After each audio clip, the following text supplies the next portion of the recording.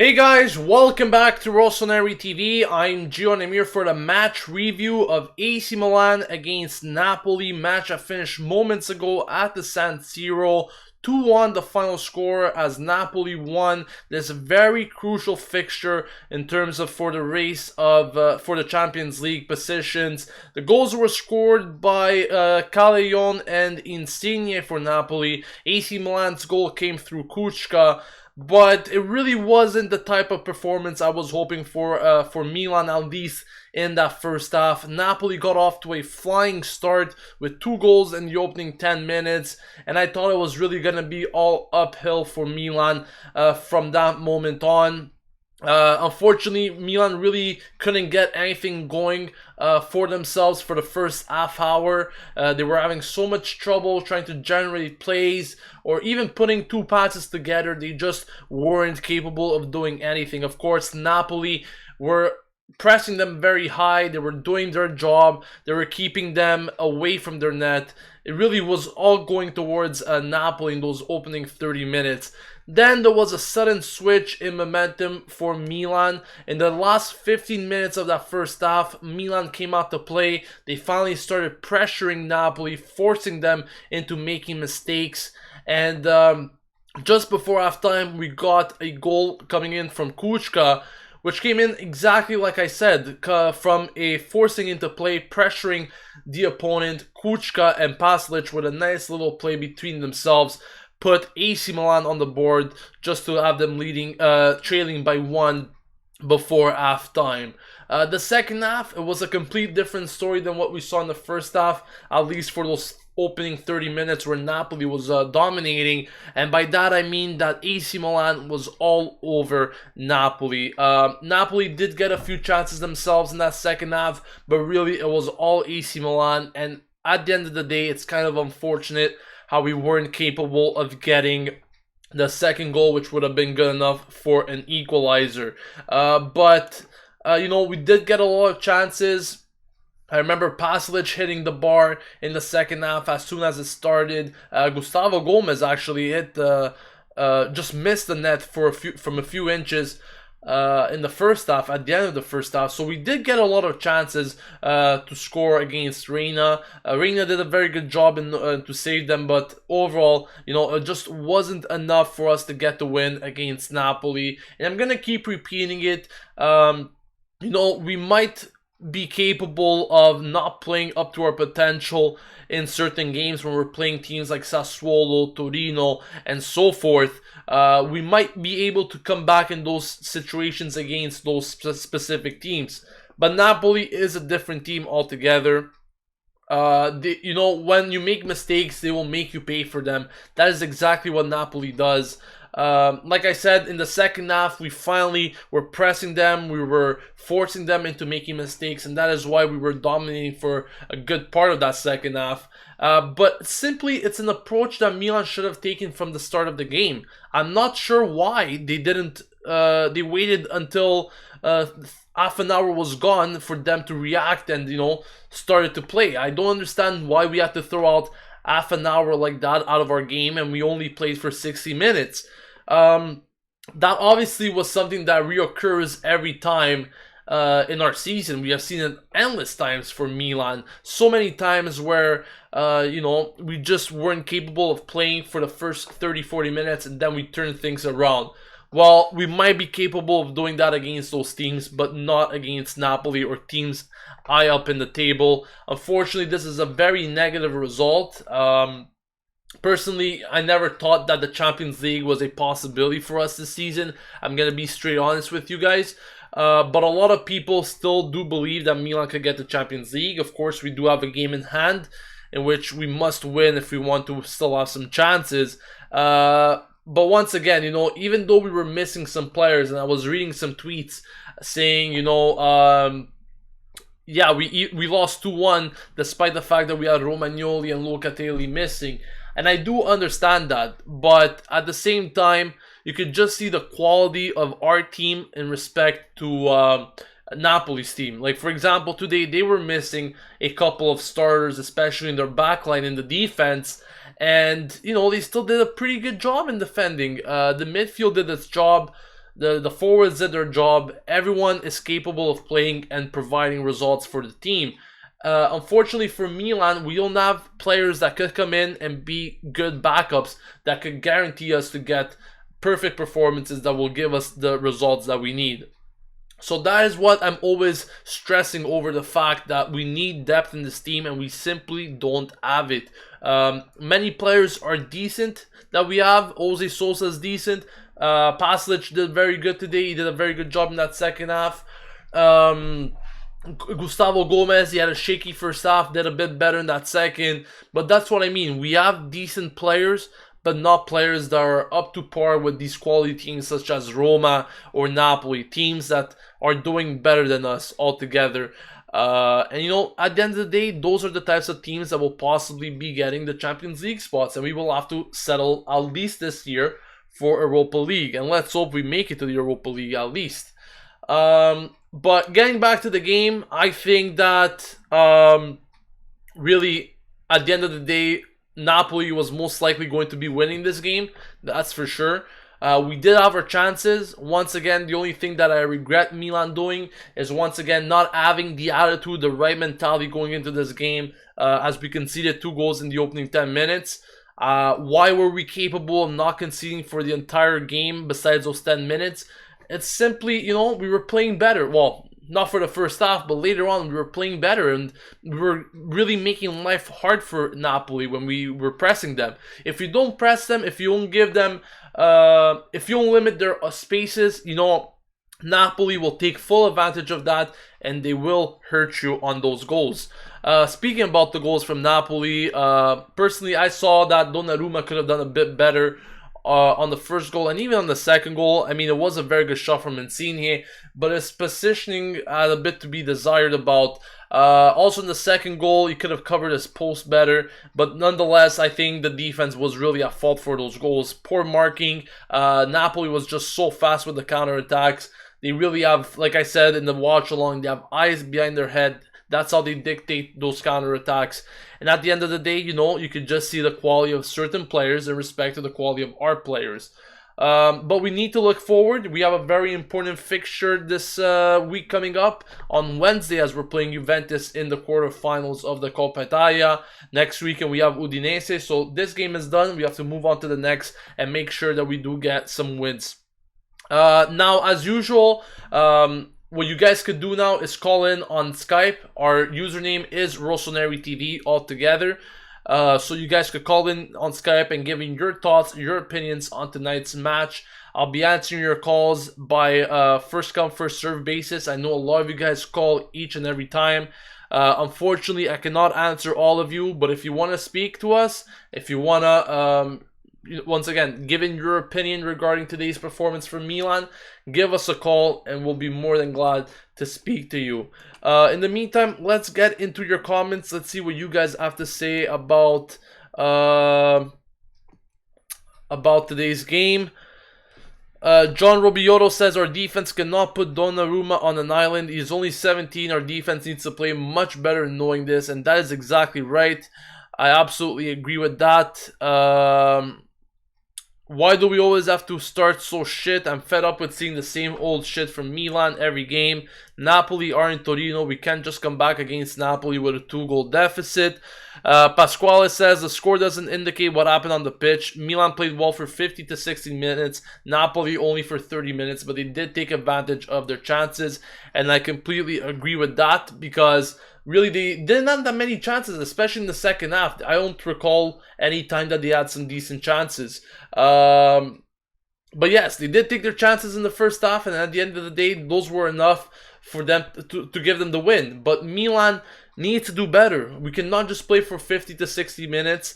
We did have more possession throughout the game. We had 57 compared to 43 for Napoli. We had more goal attempts. The shots on goal were pretty much the same. So if you look at the statistics, I wouldn't really say that Napoli dominated us on all aspects. I think that Milan did very well, especially in the second half. If you take a look at the statistics on the second half, Milan 61% ball possession, 9 goal attempts compared to Napoli's 4, 3 shots on goal compared to Napoli's 1. So we did play a lot better in that second half. Unfortunately, we weren't clinical enough to find that goal to give it the equalizer. But at the end of the day, it is Napoli who won the game. Now let's get into some calls. The first one I'm going to be taking is from Jeffrey. So I will be answering him in just a few seconds here. Hi Jeffrey, can you hear me? Yes, I can hear you. How you doing, man? Oh, well, it's okay. What did you make of today's game? I mean, are you disappointed that we came away with no points? Or were you kind of expecting this before the game? I, I'm disappointed. We should have gotten at least 1 point. We dominated them in the second half and in the second half of the first half as well. We should have at least gotten a 2-2 draw. Mm-hmm. Yeah, Gustavo Gomez had a good chance there at the end of that first half. That should have been a goal. Pasalic as well at the beginning of the second half. That should have been a goal. We did have our chances. We just weren't clinical to finish them. But once again, we were speaking about this, Jeffrey, for a few games now on Skype. And we always said that Milan don't always start the games right. They always have to have these reactions to the goals. We can never, start off games the right way. Once again, we saw it today, Jeffrey. What do you make out of that?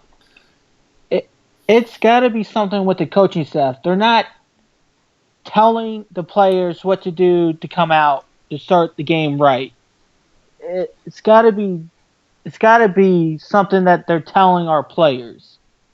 It's the only thing I can think of. I'm kind of surprised that being at home at the San Siro, knowing that this is a very important match, especially if they want to still consider themselves to be one of the teams in the race for the Champions League. I was kind of surprised on how we approach this fixture. We just let Napoli walk all over us at home in those opening 10 minutes.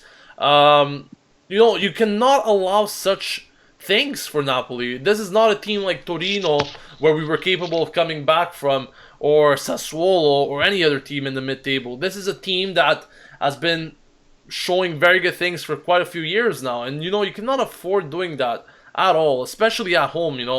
I could understand the approach maybe could be different when you're playing away, but at home to be dominated like that in 10 minutes and to concede twice is absolutely incredible for me. What do you think? I have the same opinion as you. We have to play much better at home. At home, you should, win every game. It's your home ground. It should be a fortress. And then at away games, you should at least get half wins and half draws. Only a couple losses. Yeah, exactly. Well, considering the statistics, like look, if you take a look at the standings, Milan had only lost one game at the San Siro this year. That's why I'm kind of surprised that usually when we were playing at home, we were doing very well, and we wouldn't really give much opportunity to other teams. But I'm really surprised by the approach of Montella and the rest of the Milan team. I also have certain decisions to be that Montella made that I would question myself on, such as starting Calabria over Antonelli. What did you think of that? We saw in the last game, Calabria can't play on the left. Why are you playing him on the left? Yeah, especially against Napoli then. Mm-hmm. And the question is, how it's been 2 weeks since Antonelli's been out with fatigue. How long does it take to get rid of fatigue? Yeah. Well, the thing is, he did get called up. That's the thing. If he wasn't fit to play, he wouldn't get called up. So, that is why I was kind of surprised as to why, even though, despite him being called up, Calabria got the start. I like I said during the watch along, I could understand when De Scio and Antonelli were both out due to fatigue. I mean, or other things, or like De Scio had his back heel injured there, or whatever it was. I could understand Calabria coming in when those two players weren't fit to play. But if Antonelli got called up to the match, if he's part of the roster, then certainly he's fit to play, or else you wouldn't just call him up like that. Why did Calabria get the start? I simply don't understand. I don't understand either. I have one question. when De La Filio comes in, will he be a part of the starting lineup? And if he is he playing on the left or the right? And then where does Jack play? See, this is the thing that a lot of people always ask me, and like I said, it all depends on the coach's decision. Initially, what Galliani and the Milan staff wanted was a backup for Suso to play on that right wing. But obviously, we know that he could still play. Delofeo could also play on the left wing. It really all depends on whether he will be used as a backup to Suso, or whether he's actually considering on starting him game in and game out on that left wing. But if that's the case, if he's starting on that left wing, then I think the only option would be to slot Bonaventura back into that midfield. And that's it. That's pretty much it. Playing Sus on the right, Delofeo on the left wing, and Bonaventura back in the midfield. Niang simply won't be getting any chance whatsoever. I totally agree with that Hmm. because Niang, every time he's come on in the last few games, he hasn't done nothing. He's Hmm. he's a lazy person. Yeah, very lazy. Mhm. All right, Jeffrey. Thank you for calling in, man. You have a good day now. Okay, you too. So you heard there from Jeffrey, guys. I mean, some pretty good points regarding a number of things, especially Calabria. I'm not quite sure why Montella really decided to play him instead of Antonelli. It's still something that baffles me. He had a better second half. I could understand that, but the first half, it was very shocking for him. He picked up a silly yellow card. The second goal was pretty much all his fault, as he didn't mark the opponent very well. And I simply don't understand why he chose Calabria over Antonelli. But we're getting another call from Jose. Let's see what he has to say regarding this game. Hi, Jose. How are you? Hey, hi, Lagardo here again. Yes, I remember. Uh-huh. Okay, just wanted to say that I'm not disappointed with how Milan play. I'm disappointed with the result only. Hmm. You know what I say. Now, what I saw about the game. Milan still can create those clear chances that I've been talking about. You know, those chances that Napoli had. Hmm. Napoli had those two chances that it was one on one against the goalkeeper. We can't create that. And if you see the replays, we got always a 3 versus 3. Bonaventura has it, and Suso and Baca are on the right, on the left. 3 versus 3. We need to make that a goal. You know what I'm saying? Yeah, our finishing has always been a Always, problem. we Always. always have a 3 versus 3, and we never ever appreciate it. We never create a goal. We never create a chance even. Yeah, Always. I completely agree with you. The finishing has always been one of our weakest points for some reason. Like you said, there, Bonaventura and Suso definitely create a lot, and they always, push the attack forward. They are the starters, really, of our counterattacks. But we're never capable of really finishing some chances. And sometimes, you ask yourself, even Baca, like he had some chances today. What the hell was that? Was he shooting or was he passing the ball to Reina on certain chances?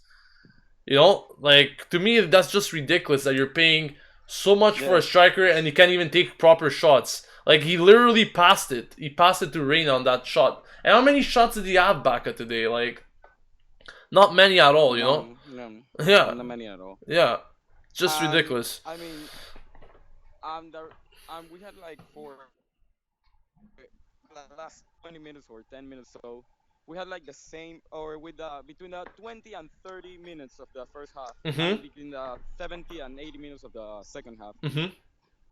and we had Napoli were so on us that we did the same routine. Say, let me tell you the routine. It was Calabria to Gustavo Gomez to Paleta to Donnarumma, and Donnarumma puts it away. Yeah, Always the yeah. same routine over and over again. We couldn't pass the ball. We couldn't even do a one-on-one, 1-2. We couldn't break that pressure. The thing is, like you said, Napoli were applying such good pressure, and I think the best teams are exactly those teams that know how to apply pressure, and they don't get tired just by running around all the time. They know how to move when to add pressure. I think those are like really the best teams out there. But like getting back to the fact that you were telling me about the defense passing it back to each other and Donnarumma kicking it up. Really, that's all it was from Milan at certain points because they just couldn't manage to break through Napoli. And, it's kind of funny because that's all they were capable of doing. We couldn't do anything else. It was actually sad to watch. Yeah, I think that what Milan best does and what lacks Milan and if is the momentum. Momentum is Yeah. key on Milan. If after Gustavo Gomez like miss a header, Mm-hmm. Milan were so attacking and they felt the momentum. You can feel the momentum on Milan when they are on fire. Yeah, And that exactly. is what Milan makes of. It's like that every time. And if I could just add something, last season, we saw this a lot, and every time it was like this. Every time Milan would let in a goal, they would concede. The whole team would break down. Every time they would score a goal, the whole team is like the next God knows what team. Like the best team in the world. Always. And it's exactly the same thing I find this year, just that we're better at recuperating or better. We have better reactions, and we actually, continue with the longer, through longer times. We're actually more concentrated after we concede. I don't know why it is. Like, why we cannot stay concentrated for 90 minutes? I'll never understand that. But you might be able to see that one game. You might be able to see that 2 games. But if it comes in occurrence, every game you see Milan doing the same thing when you can't just simply play 90 minutes, then there's something still missing in that mental aspect. Now, I know this is still a growing process for this team. I understand that this is a first year for Montella. I understand, there's still some integration. Unfortunately, we still have a lot of bad, memories from previous years, right? And just to finish it off, Yeah. and Montella at the 10 game after we won against Juve, something like that. I don't Mm-hmm. know. I don't remember. He said it clearly. We cannot be the Inter of last year. Yeah, Inter I were remember first that. all the time, and then they break down into 10. Yeah, I I'm remember scared that. that is going to happen to Milan because we one win out of the 5 games. That is just incredible. Yeah, I mean, Yeah. I don't know if it's gonna be as bad as Inter, but Montella said yeah. it. Mon- Yeah, I don't think it's going to be as bad as Inter, but it's definitely something that we need to consider because you cannot just continue playing like this from now on until the end of the season where you have to wait until a team scores for us to get a reaction. No, it just doesn't work like that. And this is professional football. You're in one of the best leagues, You're not always going to be getting it your way. You have to be, yes, you definitely have to be good to come back from certain situations. But is that the type of team you want to become? A team that has to come back, or a team that dictates game like Napoli? For example. Exactly. Yes. Yeah. All right, Jose. Thank you for calling Let's in. hope for Europa. Yeah, let's hope for at Well, least. thank you, Gio. Okay. Bye, man. Forza Milan. Forza Milan. Bye. Bye. So you heard it there from Jose. Kind of disappointed with certain aspects of our gameplay, and I completely agree with him. I just don't understand why we still been making so many mistakes all around. We're not just capable of implementing our own style. We always have to wait until God knows who scores a goal or even 2 goals, and then we have to have that reactionary aspect to our game. Will it change? I definitely hope so, but I think this team is still lacking some mental aspects of that they were suffering in previous years. In terms of mentality, in previous years it was a big problem, and I still think they suffer a bit from that from previous years. But we are getting another call from Arshia. I think this is going to be either the last or the second last call, so let's see what he has to say. Hi Arshia, how you doing, man? Hey, how you doing, Gio? Not too bad. Yourself? I'm pretty good, man. After this game, kind of pissed off, to be honest. Yeah. Once again, we spoke about it last game, and we said it that Milan, it's always that team that has to concede before getting into the game. Before they have to score goals. I don't know why we always have to concede before something happens with this team. Yeah, exactly. And I see the comments and people on Twitter and everything. Everyone's Mhm. saying, "Oh, we don't deserve this. We should have came back." But like, you can't say we don't deserve this Exactly. when we play like terrible in the first half and at our home we come out like that, and I don't understand. I really, really don't understand why we can't just come off, start the game like that with that intensity that we start the second half every game. Mhm. Because at our home, we're playing in San Siro. If we came out, if we started the game like how we started it the second half, there's no way that Napoli would have been able to score those 2 goals so early on. Yeah, exactly. And that's exactly what I say. Why can we only play 45 minutes, 60 minutes like that? Why cannot we cannot play like that the full time? People are saying they have to conserve their energy. But for what? That's complete bullshit. Exactly. For Yeah. what? Conserve your energy for what? Do you see Napoli conserving their energy? No, these guys are running 90 minutes. They don't want to lose a minute of what they're trying to show. Some people make absolutely stupid comments regarding those things, but Yeah, there's no conserving your energy, especially at home in a yeah, big game like this. yeah, Like, yeah. you see Napoli slowed down a little bit, but that's because they were 2 goals up. Like they were controlling our Yeah, midfield. Like, exactly. they had it in their hands. Like we couldn't do anything. All we were doing is like how we've been doing last season. Just we were so frustrated that we couldn't create anything. Just kick the ball up, long balls right to Peperena, or it goes out for a goal kick or something like that. Like, Exactly. and another thing I want to say, Abate, yeah, I mean, he keeps getting in good positions during the game, but honestly, his technical ability is just terrible. Like, he's in amazing positions, Mhm. but he can't put in a good ball. He can't put in a good cross, like, to save his life. It- It's terrible. It's always been his problem. Abate, that's always been his problem from whenever I started watching him. This guy, I don't know what it is. He's gonna get one good cross out of 10 for some reason. And simply, like, I don't understand how these guys train every day and they're professionals and they cannot put good crosses in. Like, I could find a random guy on the street and he can make better crosses than that sometimes. You know what I'm saying? Dude, honestly, Like, it's just sad to watch sometimes. they practice this every day. It's their job. Like, Yeah. come on, man. Yeah, just sad to watch. But Yeah. like you said, Abate does get in good positions. He makes good runs. He even defensively, he's pretty Yeah. decent. But when it comes to the attacking, the final third, when he needs to make that spot on decision, man, you just don't know what the hell's happening with this guy. Exactly. And one last thing. One thing that I thought that we didn't do too good today. Maybe it was Montella, but maybe like the players didn't listen to Montella right, or I don't know. But we couldn't deal with Napoli's pace. Like, Yeah. I feel like we were pressing up too much and leaving the space behind between the last man and Donnarumma, Mhm. where they would just put the ball between, Yeah. put a through ball, and I mean they have all the pace they need. They would get there 100% of the time, and it would be 1-on-1 with Donnarumma. And we got lucky. Mertens, I think he missed a really good chance right in front of Donnarumma. Yes. I remember that where you thought he was offside, but he wasn't. Yeah. But getting back to that thing that you said, like sometimes we left way too many open spaces. I completely agree with you. For some reason, our defense was playing way too up high, certain moments, and when you got playmakers and people that can send in balls like amazing passes. You cannot give that opportunity for Napoli to strike like that. All they have to do is put in the ball in that space, and they have the fastest players. So all they gotta do is put in the ball in the space and run. And look at that. How many times did we get caught like that this game?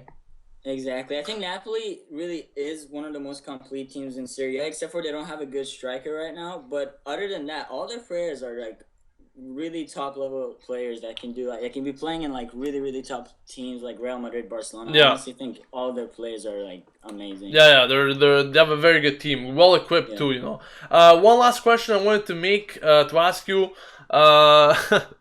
I'm pretty sure a lot of people want to hear about this one, but Niang, he came on again today. Oh my god. He had another chance to prove something to Montella and the fans. And what did he do? He messed up his first pass, and the shot hit Berlusconi's chopper, man. What do you think of that? He tripped over the ball. I've been defending him in your videos and everything like that. Mhm. But honestly, like, cause how you say, like we all know he's capable of doing amazing things. Like last season, Yeah. during the beginning of the season, and it's not like you just go to sleep, wake up, and you forget everything you knew. Like you're bad at soccer, like, Yeah. or football. But I just think it's his mentality, and like the fans aren't behind him anymore, and rightly so. I don't blame them. Mhm. I'm honestly I've been defending him, but today this was the last straw. Like I can't like stand this guy anymore. I honestly think it's time for him to move, go to a new team, have a new start, maybe remake his career.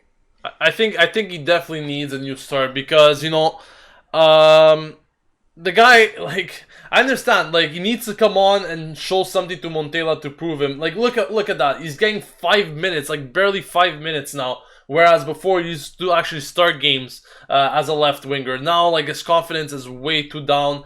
Like, Exactly. I it's think he brought it up on himself too with his attitude. yeah, I yeah, think yeah, yeah. he got too cocky after a while. We were kind of relying on him. We needed him, and there was a time where I used to see on Twitter like every time he wouldn't play, we would lose or something like that. Mm-hmm. And I think it just got into him, and he got cocky, and his attitude is terrible. And Yeah. someone said last video, he is the Mario Balotelli, but with like no skills as of right now. Mm-hmm. I definitely agree, and I think really this season, unfortunately, he's been really one of our worst players, Niang. It's unfortunate because, like you said, last season he actually showed some good things, and a lot of people were hoping that this was going to be the year that Niang was going to break out. But at this moment, I just have to say that he's possibly been the flop of the season for Milan. We've been waiting for him to break out since Yeah, yeah. 2013 or something like that. Yeah, for sure. Yeah. All right, Tarshia, thank you man. for calling, man. All right, yeah, thank you. All right. Have a good day. Okay, you too. Bye.